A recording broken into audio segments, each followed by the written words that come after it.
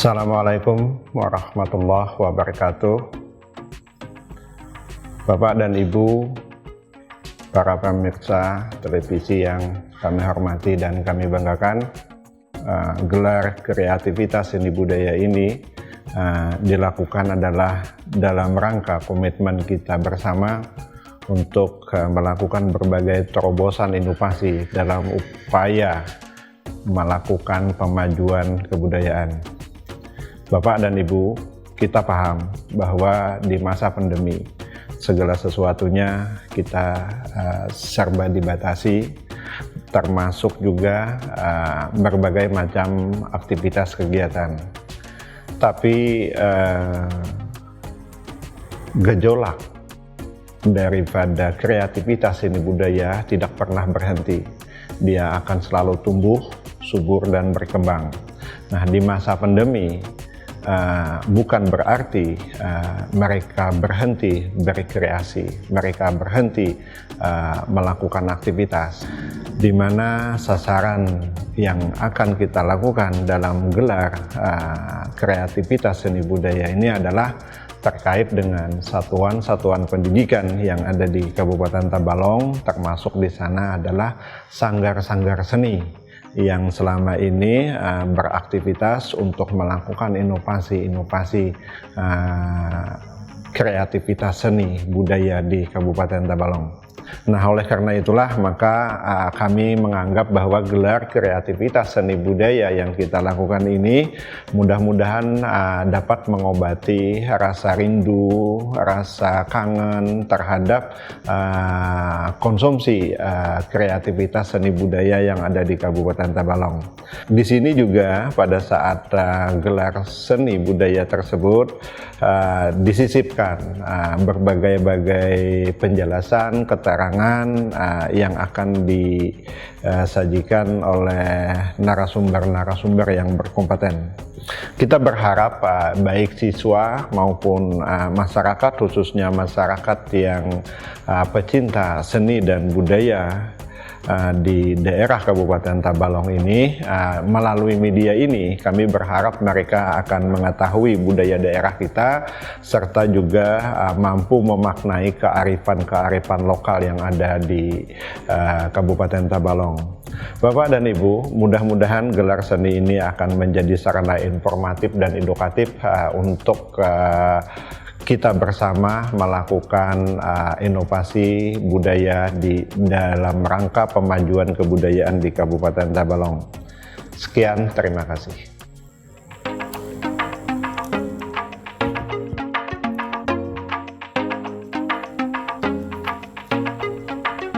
Assalamualaikum warahmatullahi wabarakatuh. Halo pemirsa yang ada di rumah, apa kabarnya hari ini? Semoga tentunya dalam keadaan sehat selalu ya. Dan tentunya jangan lupa untuk tetap mematuhi protokol kesehatan seperti menggunakan masker jika berada di luar ruangan, kemudian juga jangan lupa untuk cuci tangan menggunakan sabun di air yang mengalir, dan jangan lupa untuk menjaga jarak satu dengan yang lain karena kita masih dalam keadaan pandemi COVID-19. Ya pemirsa, pada hari ini bersama saya Antung Nurrahmi, kita dalam program Tabalong Berbudaya. Program ini merupakan sebagai wadah ruang belajar tentang khasanah budaya yang ada di Kabupaten Tabalong khususnya dan juga di daerah lain di Kalimantan Selatan. Nah, di episode kali ini kita akan membahas tentang obat herbal tradisional dan juga makanan tradisional. Nah, untuk membahas tentang kali ini tentang obat herbal tradisional, saat ini saya sudah bersama tokoh adat Dayak Dea sekaligus juga ahli pengobatan tradisional Dayak Dea, yaitu Bapak Herman Ingenda. Halo Bapak. Halo. Gimana Pak, keadaannya sehat Pak ya? Sehat. Sehat, selalu sehat Pak ya? Ya. Oke, baik. Ini saya mau tanya Pak, apa Pak sebenarnya obat tradisional ini? Yaitu obat tradisional adalah obat leluhur orang Dayak, khususnya suku Dayak Dea, yang dibuat dari tumbuh-tumbuhan atau flora, jenis flora. Ada juga yang dibuat dari fauna, hewan yang dibuat minyak dan dijadikan obat. Dan ada juga yang tradisional yang memakai ritual. Saya hanya mengambil 1 dan 2 yang dari flora dan fauna. Dari flora dan Fauna. Kebanyakan kalau untuk dari flora itu sendiri seperti apa Pak jenis-jenisnya? Saya lihat kan di sini banyak ada daun-daunan, kemudian juga ada seperti buah ya itu Pak. Ya. Boleh Pak mungkin ceritakan sedikit? Ada yang daunnya bisa dijadikan obat, misalnya obat darah tinggi. Ada juga yang batangnya, ada yang akarnya untuk obat-obatan. Ada juga yang buah-buahnya bisa dijadikan obat, bisa untuk obat pembersih kulit, Pembersih kulit. bisa. Buah apa ini namanya Kak? Buah limpasu. Buah limpasu. Ya. Buah limpasu ini apakah memang buah asli dari daerah sini atau mungkin juga ada di daerah-daerah lain Pak? Ini ada di seluruh Pulau Kalimantan nih ada. Seluruh Pulau Kalimantan? Ada di daerah pelosok-pelosok Pulau Kalimantan. Buah limpasu Pak ya? Ya. Kalau ini daun apa Pak namanya? Ini daun sempenani, ini khusus untuk menolak santet dan menolak iblis atau setan yang ingin mengganggu rumah kita. Apalagi kalau tiap sore sekitar jam 6 itu kita bakar, maka penyakit dan iblis yang ingin merusak rumah kita akan lari. Oke, Nah, daun simpenani. Daun sempenani. Sempenani. Juga ini kalau misalnya untuk tolak bala, cara tolak bala, khususnya pandemi ini sudah dilakukan oleh saudara-saudara kita dari agama leluhur Karingan. Mereka sudah melakukan tolak bala, yaitu daun sempenani dicampur dengan daun pasak bumi, dicampur dengan daun tengkotut asu, jar kami, campur dengan daun, ya itu ada. Jadi daun itu dicampur Pak ya? Dicampur lalu dibakar. Dibakar. Jadi menurut yang ritual leluhur bahwa pandemi itu ada iblisnya yang membawa, maka ini dibakar, lalu iblisnya tidak berani datang. Nah itu setiap minggu sore sekitar jam 6, Kamis sore sekitar jam 6, sehingga roh-roh jahat yang bawa penyakit menular seperti kolera, cacar, sampar seperti pandemi yang kalau dulu sebut garing panas, sekarang ini sebut corona, itu sudah dilaksanakan. Oke, jadi sejauh ini sudah rutin Pak ya untuk mencegah. Iya, nah, itu kalau, usaha nenek moyang dulu. Itu kalau dari luar nih. Kalau kita dari dalam tubuh nih Pak, kita menjaga, kan kata orang kan kalau di pandemi COVID ini kita harus bisa menjaga sistem imun kita supaya tetap kuat begitu. Nah, apa ada nih Pak obat tradisionalnya untuk kita bisa tetap menjaga sistem imun kita Pak? Itu pertama kalau orang Dayak minum madu, karena dalam madu ini ada sari-sari yang di seluruh bunga-bunga yang ada di Kalimantan itu dibuat oleh lebah, lalu dibuat madu ini yang menguatkan tubuh kita. Madu, cuma makannya Pak, ya? harus teratur. Kemudian makan buah yang asam-asam. Buah yang asam-asam. Ya, yang asam-asam selain mengandung vitamin C, mungkin ada zat-zat yang menawar racun-racun dalam tubuh seperti buah limpasu.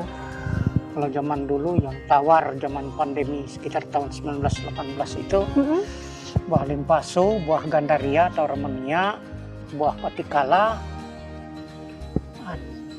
dan buah asam-asaman tandoi juga itu. Jadi memang vitamin C kalau saya dengar-dengar di radio orang untuk obat, bukan obat untuk imun orang-orang yang kena corona. Tapi kalau kita buah-buah langsung mungkin ada zat-zat lain. Cuma itu bagian BPO. Ya, dari untuk kita menjaga sistem imun Pak ya, kita mengkonsumsi madu, kemudian juga mengkonsumsi buah-buahan yang asam Pak ya, seperti itu.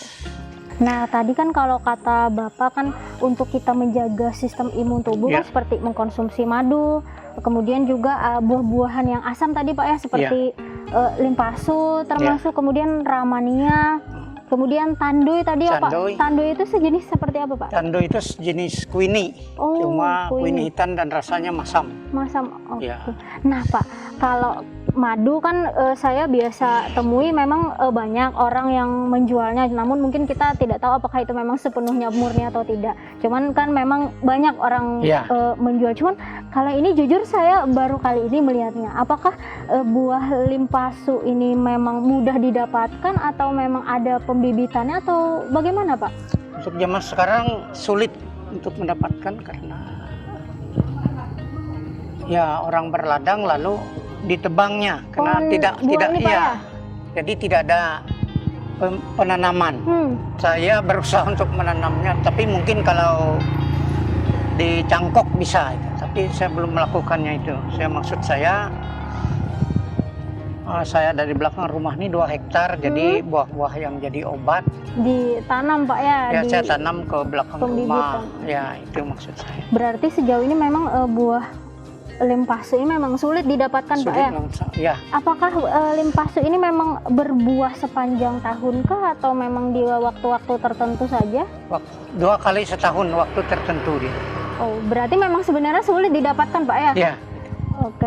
Untuk buah tandoy tadi Pak, apakah itu juga mudah untuk didapatkan atau seperti apa? Kalau sekarang sulit. Sulit juga? Ya sudah ditebang-tebang, apalagi zaman orang membuat ramuan, jadi batangnya buat orang Oke, ramuan. jadi memang sudah untuk membudidaya kembali tidak ada pembudayaan kembali, dan kemudian di bawah pohonnya itu kita cari tidak ada anaknya, jarang sekali kita menemukan. Jarang menemukan anakannya Pak Anak ya? yang itu, kalau ada mungkin kita tanam. Iya. Ya kita tanam, kita pindahkan ke kebun kita. Nah kalau yang tadi Bapak bilang buah ramania, saya kan sebelumnya juga memang pernah melihat dan sebenarnya memang banyak juga orang ada, cuman kadang tidak sepanjang waktu ya Pak buah ramania ini ada.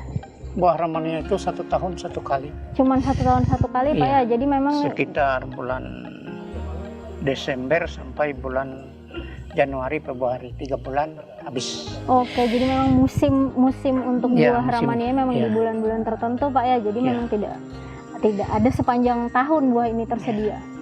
Nah kalau tadi kan Bapak sudah cerita sama kita kan kalau untuk mencegah dan melindungi diri dari COVID ini salah satunya tadi seperti ada yang daun-daun yang dibakar tadi Pak ya secara rutin, kemudian juga mengkonsumsi madu dan buah-buahan langsung yang asam begitu Pak ya.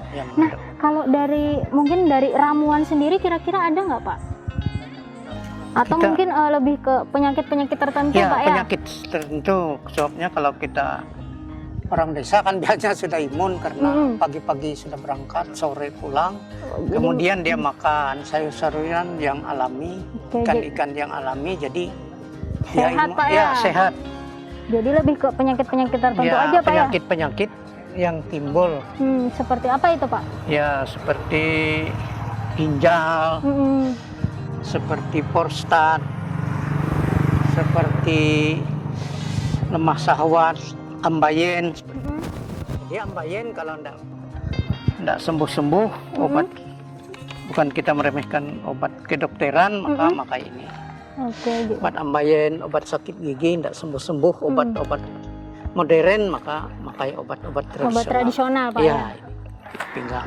Ini kalau tadi saya ngomong Pak, kita cerita panjang lebar, saya belum tahu nih Bapak sejak kapan memulai untuk pengobatan tradisional ini Pak? 2007. 2007 berarti sudah 10 tahun lebih Pak ya? Ya.